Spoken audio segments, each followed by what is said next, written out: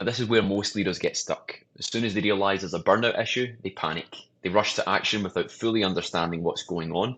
And usually the solution is 9 times out of 10, a band-aid, a one-off workshop, or maybe a keynote speaker, and it's done and dusted. Now, the problem is band-aid solutions don't work for big issues because they don't address the root cause. And everyone gets upset. Employees feel like nothing's happened, that there's no real well-being action, and leaders are usually left frustrated because they see no real improvement or a return on their investment. So if you're dealing with a burnout issue or you think that you might be, what should you do instead? Well, first of all, don't fucking panic or rush into bad decisions. Instead, start gathering insights. Now, your priority shouldn't be Googling the best motivational speaker on burnout. Your priority should be to understand two things. First, the symptoms, like what's happening in your organization, who is impacted, and how widespread is burnout. And two, the second thing you want to figure out is the causes. What's driving burnout? Is it workloads? Is it leadership? Is it culture? Whatever it is, you want to find out the causes. Now, the common symptoms that we see are usually high absenteeism, increased turnover, low engagement survey scores, or an increase in complaints about stress or about burnout, or an increase in work cover claims. So you want to look at the data around that. And the common causes that we see for burnout are excessive workloads, lack of role clarity, poor leadership, poor culture, or an unhealthy culture around deadlines and goals.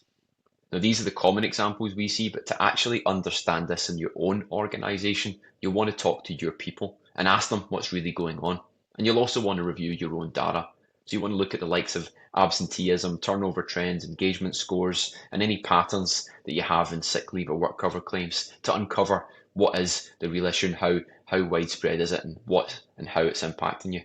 Now, what you usually see is that there's a mix of symptoms, each with varying levels of impact, and also a mix of causes, some more destructive to the people and the business than others. Now, taking time to do this gives you two really invaluable insights. The first is that you'll be able to take a look back and get the full scope or the full picture of how burnout is impacting your organization.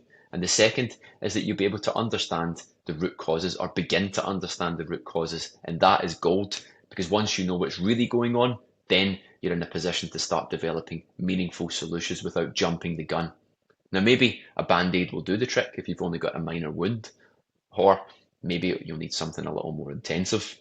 Now, it might be surgery, it might be open heart surgery with a full rehab plan and long-term lifestyle changes, whatever it is. Either way, you'll be working from a solid foundation and not just throwing money at the problem and hoping that it goes away. So if you think burnout might be an issue in your organization, then remember, don't panic. Start by understanding the symptoms and causes, and then use your insights to build a plan that tackles the root causes. Now, burnout is big, but it isn't impossible to fix.